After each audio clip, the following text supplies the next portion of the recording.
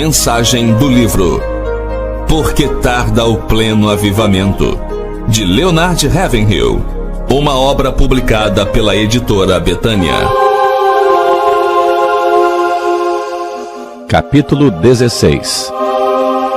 Dá-me filhos, senão morrerei.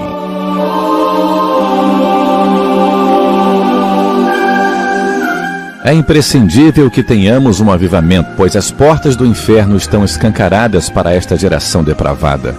Precisamos de um avivamento e dizemos que o queremos. Entretanto, apesar de os crentes superficiais de hoje quererem que os céus se abram e Deus derrame um despertamento sobre nós de forma mecânica, a verdade é que ele não mecanizou o seu relógio glorioso de poder para ajustá-lo ao maquinário religioso de hoje, que funciona a poder de relógio. Recentemente eu ouvi um pastor comentar: gostaria que tivéssemos um avivamento como o que ocorreu nas Novas Hébridas. Mas, meu irmão, o avivamento não chegou ali apenas porque eles o queriam. É verdade que os céus se abriram e uma poderosa visitação do poder de Deus abalou aquelas ilhas, mas isso se deu porque homens comuns se dedicaram ao jejum e também à oração.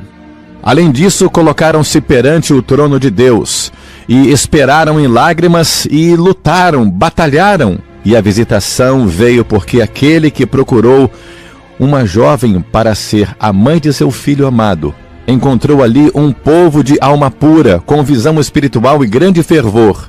Um povo que não orava com segundas intenções. Suas petições não tinham o objetivo de resgatar da vergonha uma denominação fracassada. Não, o alvo deles era tão somente a glória de Deus. Não tinham ciúmes de outros grupos denominacionais que estivessem crescendo mais que eles. Ansiavam pelo Senhor dos Exércitos, cuja glória estava jogada na lama, cuja casa estava com os muros derribados e suas portas queimadas a fogo. Não basta ser uma igreja fundamentalista bíblica para que o Espírito Santo seja atraído para ela. Amados, existem milhares de igrejas assim na terra.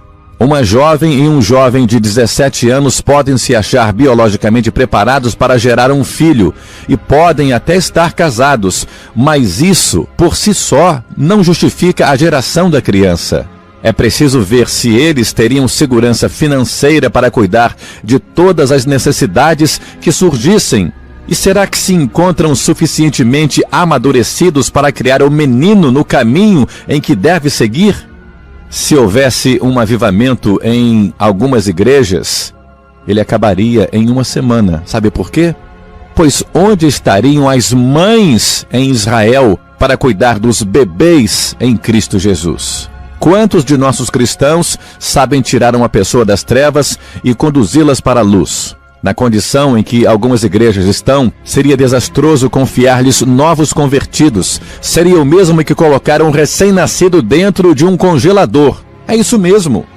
O nascimento de uma criança é precedido de meses de esforços, em que a mãe carrega seu peso e pelo penoso trabalho de parto.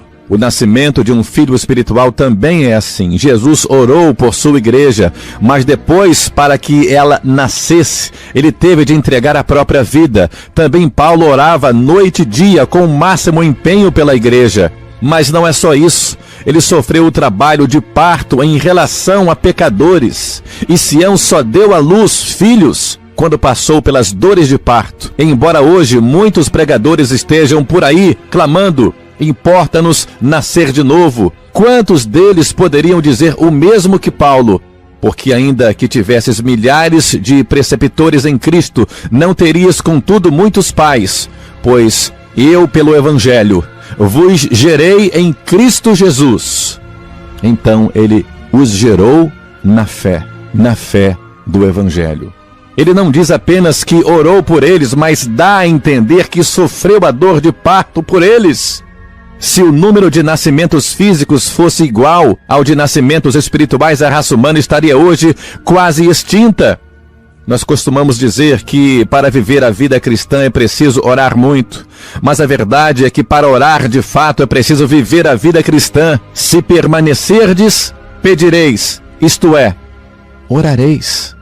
Estou ciente de que orar pela salvação de nossos entes queridos está incluído em pedir, claro, mas orar não é só pedir. Certamente orar é nos colocar em posição de submissão ao Espírito Santo, para que ele possa operar em nós e por nosso intermédio. Lemos no primeiro capítulo de Gênesis que todos os seres vivos geravam outros segundo a sua espécie, e na regeneração também aquele que é nascido de novo deve gerar outros, filhos espirituais. Nós, os evangelistas, acabamos ficando com méritos que não são nossos. Sei de uma senhora crente na Irlanda que está sempre orando por este pobre pregador. E muitos outros estão sempre me dizendo: tenho intercedido a Deus pelo irmão todos os dias. Foram eles que geraram muitos dos salvos que são creditados à minha pessoa. Na verdade, em muitos casos, eu apenas atuo como uma espécie de parteiro. No dia do juízo, veremos crentes desconhecidos receberem um maravilhoso galardão. Às vezes penso que nós, os pregadores, que estamos sempre aparecendo perante o púlpito, estaremos entre os que serão menos galardoados. Conheço, por exemplo, alguns que hoje pregam sermões que pregaram há 20 anos e que não servem mais para gerar filhos espirituais. Esse tipo de pregador é dos que oravam e não oram mais. Faz algum tempo um deles me confessou: hoje não oro mais o quanto eu orava antigamente, mas sei que Deus compreende a minha situação. Ele compreende sim, mas não nos justifica, pois se não orarmos é porque estamos por demais atarefados, mais do que Ele quer que estejamos. É verdade que a ciência conseguiu minorar em muito o sofrimento de um parto hoje, em relação aos que nossas mães e avós enfrentaram, mas ela nunca conseguirá reduzir a duração dos longos meses de espera necessários para a criança ser formada. E assim também nós, os pregadores, tentamos criar métodos mais fáceis para levar os perdidos à conversão e os crentes a uma experiência com o Espírito Santo. Basta que o pecador levante a mão no lugar onde está e imediatamente está salvo. Dessa forma, eliminamos a contrição perante o altar de Deus. E depois, para que uma pessoa seja cheia do Espírito Santo, dizemos: fique de pé no seu lugar e o evangelista irá orar por você, e assim será cheio do Espírito Santo. Que vergonha! Meu irmão que me ouve, para que ocorra o milagre, para que haja um verdadeiro avivamento e uma alma seja regenerada, é preciso trabalho de parto. Assim como na gravidez a criança em desenvolvimento causa perturbações no corpo da mãe, assim também o corpo do avivamento que cresce na igreja causa perturbações nela. A mulher que aguarda o nascimento de um filho se cansa mais à medida que o dia se aproxima e muitas vezes passa noites em claro e derrama lágrimas. Assim também, muitas vezes, os intercessores sentem o peso das iniquidades da nação e derramam a alma perante Deus em fervor dela em altas horas da noite. Há casos em que a mulher grávida perde a vontade de se alimentar ou é obrigada a abster-se de certos alimentos em benefício da vida que carrega no ventre. Assim também os cristãos, que se sentem envergonhados com a esterilidade da igreja, fazem jejuns e são levados por um grande amor aos perdidos a permanecer em silenciosa intercessão perante o Senhor. Da mesma forma como as mulheres até certo tempo atrás procuravam evitar aparecer em público quando se aproximava a hora do parto, também aqueles que sofrem a dor de parto pelos perdidos procuram o recolhimento para buscar a face do Deus vivo. A Bíblia diz claramente que Jacó amava a Raquel mais do que a Lia. Contudo, Lia gozava mais da alegria de ser mulher, pois tinha filhos. Jacó havia trabalhado 14 anos por causa de Raquel, mas toda essa sua devoção não servia de consolo para ela, pois ela era estéril. Obviamente, Jacó deve ter demonstrado seu amor por ela, dando-lhe joias, como era o costume da época, mas as coisas que o dinheiro compra não lhe serviam de consolo. E embora Raquel fosse uma mulher bonita, nem sua beleza, nem o fato de que outros a admiravam compensava a ausência de filhos, e ainda por cima havia sempre o doloroso quadro ante os seus olhos. Lia com seus 4 garotos a roda de sua saia, enquanto ela era estéril. Era alvo da zombaria de todos. Eu posso imaginar essa mulher com os olhos vermelhos de chorar, mais brilhantes até que os da própria Lia, talvez com os cabelos desgrenhados, a voz rouca de pranto, procurando Jacó, frustrada por causa de sua esterilidade, sentindo-se humilhada e desrespeitada com a sua condição e gritando-lhe: dá-me filhos, senão eu vou morrer. Gênesis 30, versículo 1. Esse apelo deve ter-lhe penetrado o coração como uma espada. Aplicando isso ao plano espiritual, podemos dizer que não se tratava de uma oração de rotina, era um apelo de uma pessoa dominada pela vergonha e pela dor e muito quebrantada por sua esterilidade. Meu irmão pregador, pastor, se sua alma se acha estéril, se os seus olhos não vertem lágrimas, se não há convertidos em sua igreja, não se acomode pelo fato de que pelo menos é um pregador popular. Não se deixe consolar pelos títulos que possui, pelos livros que já escreveu. Se você é espiritualmente incapaz de gerar filhos, rogue fervorosamente ao Espírito Santo que derrame tristeza em seu coração. Ah, que vergonha são os nossos altares estéreis! Será que o Espírito Santo deleita-se com nossos órgãos elétricos, nossos corredores acarpetados e a nova decoração, quando o berçário espiritual está vazio? Não. Ah, que o silêncio mortal de nosso santuário seja quebrado com o bendito choro dos recém-nascidos espirituais. Não existe uma fórmula única para avivamento. Embora nasçam crianças todos os dias em toda parte, sempre da mesma forma, são todas diferentes umas das outras. Assim também em todas as eras tem havido avivamentos gerados pelo mesmo processo: angústia de alma, oração incessante e preocupação com a esterilidade, mas todos eles são diferentes entre si. Jonathan Edwards tinha uma grande igreja e não passava por apertos financeiros, mas era atormentado pela estagnação espiritual, e tanto lhe pesava o estigma da esterilidade espiritual que afinal sua alma entristecida buscou a misericórdia de Deus num silêncio banhado de lágrimas, até que o Espírito Santo desceu sobre ele. E hoje, tanto a igreja como o mundo sabem que resposta se obtém através da intercessão de um santo que se coloca nas mãos do santo Deus. Os votos que fez, as lágrimas que derramou, os gemidos que deu estão registrados nas crônicas dos feitos de Deus. Edwards, Zinzendorf, Wesley e outros eram irmãos espirituais, pois assim como existe uma irmandade terrena, existe também a espiritual. Esses homens desprezavam as honrarias humanas e ansiavam apenas pela apreciação do Espírito Santo de Deus. A história política e militar dos povos gira em torno de indivíduos. Ela contém um sem número de nomes daqueles que chegaram ao poder e fizeram o mundo tremer. Pensemos no gênio maligno de Hitler, por exemplo. Quantos reis ele derrubou? Quantos governos depôs? Quantos milhões de pessoas mandou para o túmulo? Ele foi, para a nossa época, um flagelo pior do que as 10 pragas do Egito. Ele queria fazer uma coisa e fez.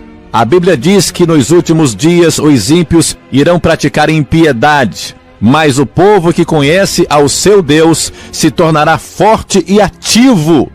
Quem se tornará forte e ativo não são aqueles que cantam hinos sobre Deus, nem que escrevem a respeito dele, mas os que conhecem o seu Deus. Falar sobre alimentos não enche o estômago de ninguém. Conversar a respeito de conhecimentos não deixa ninguém mais sábio, e falar sobre Deus também não significa possuir o poder do Espírito Santo de Deus. Devemos meditar bem no fato de que sempre que há um avivamento é porque um setor da igreja se purificou e se inclinou e se prostrou diante de Deus em intercessão e súplica em favor de uma geração perdida com falsas religiões e enferma com os milhões que parecem que se dispôs a esperar em Deus.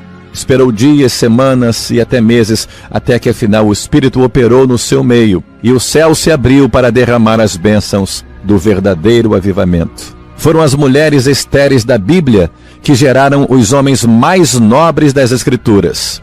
Lembremos, Sara, que foi estéril até a idade de 90 anos, gerou Isaac. Raquel, em resposta ao seu clamor, dá-me filhos, senão morrerei, gerou José, que foi o libertador da nação. A esposa de Manoá gerou a Sansão, outro libertador. Ana, de alma abatida, chorou no santuário, se comprometeu com Deus, perseverou em oração, ignorou a zombaria de Eli, derramou a alma perante Deus e foi atendida, pois gerou a Samuel, que se tornou um profeta de Israel. Rute, que além de estéril era viúva, encontrou misericórdia diante do Senhor e gerou a Obed, que gerou a Jessé, que por sua vez foi o pai de Davi, de cuja linhagem veio o nosso Salvador, Jesus. Isabel, Novo Testamento, que era já bastante idosa, gerou a João Batista, a respeito de quem Jesus afirmou que não havia profeta maior que ele dentre os nascidos de mulher. Se essas mulheres não tivessem se sentido humilhadas pelo fato de não terem filhos, que homens valorosos a nação teria perdido. Assim como uma criança ao nascer salta para a vida, assim também acontece com o avivamento. No século XVI, o escocês João Knox, repetindo o clamor de Raquel, orava: dá-me a Escócia, senão eu morrerei. Knox morreu, mas enquanto existir a Escócia, ele estará vivo. O mesmo se deu com Zinzendorf, que, acabrunhado, envergonhado pela falta de amor e pela esterilidade espiritual que caracterizava as igrejas dos morávios, se quebrantou e se deixou guiar pelo Espírito Santo, até que de repente o avivamento veio no dia 13 de agosto de 1727, uma quarta-feira às 11 horas da manhã, e assim teve início o despertamento dos morávios, que deu origem a um grupo de oração que durou 100 anos, que por sua vez promoveu o surgimento de um movimento missionário que levou o evangelho aos confins da terra. Aleluias e glórias a Deus. A igreja de nossos dias devia estar mais empenhada em evangelismo que gere filhos espirituais, mas na realidade está mais envolvida em programas estéreis. É verdade que as técnicas de parto se modificaram bastante com o avanço da ciência, mas como já dissemos, e vamos repetir, a ciência, esse Deus dos médicos, não pode reduzir o tempo de gestação. 1000 vezes não, irmãos. Nós estamos perdendo a batalha, é no fator tempo. O pregador e a igreja estão ocupados demais para orar, estão mais atarefados do que Deus gostaria que estivessem. Se dermos nosso tempo para Deus, Ele nos confiará vidas eternas. Se resolvermos reconhecer nossa impotência espiritual, Ele fará sobressair nosso direito como o sol ao meio-dia. A igreja hoje tem uma multidão de conselheiros, mas onde estão os intercessores?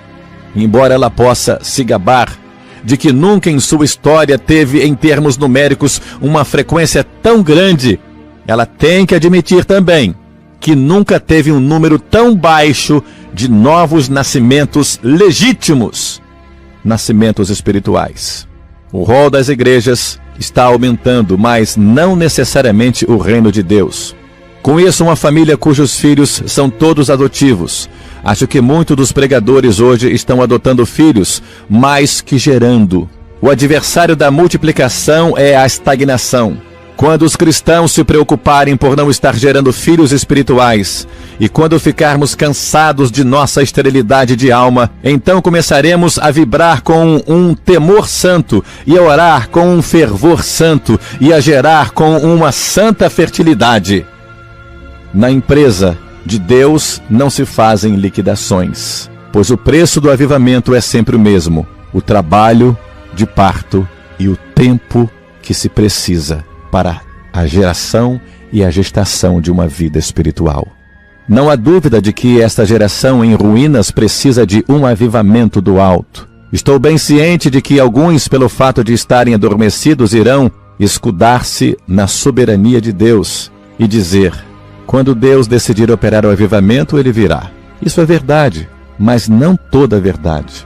Você acha que Deus está satisfeito ao ver que 83 pessoas morrem por minuto sem Jesus? Ou quem sabe acredita que agora ele está querendo que muitos pereçam? Ou tem o desplante de afirmar que quando Deus resolver erguer o calcanhar e abater seus inimigos, aí sim poderemos ter um avivamento? E isso para mim chega às raias da blasfêmia.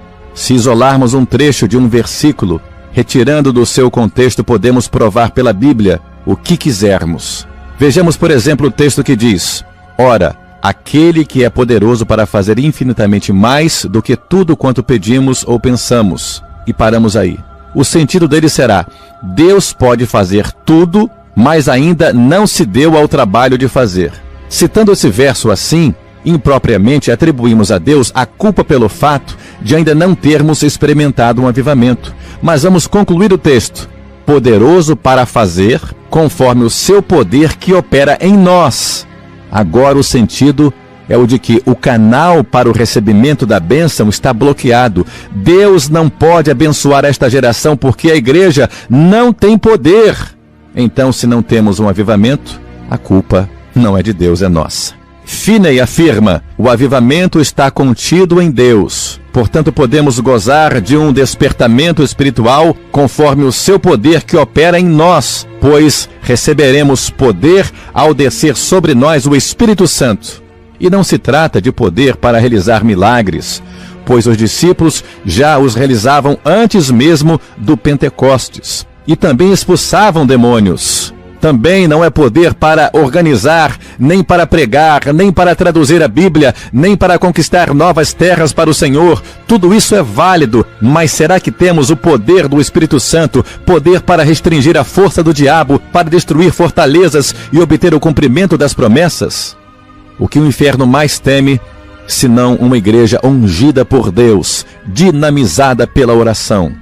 Irmãos amados, vamos deixar de lado as questões supérfluas. Esqueçamos as diferenças denominacionais. Vamos nos consagrar inteiramente à oração e ao ministério da palavra, pois a fé vem pela pregação. Envergonhemo-nos da impotência da igreja. Sintamos profunda tristeza pelo monopólio que o diabo exerce sobre os perdidos, e então clamaremos com o espírito angustiado e com profundo sentimento: dá-me filhos espirituais, senão morrerei. Que o Senhor nos abençoe e tenha misericórdia de nós. Amém.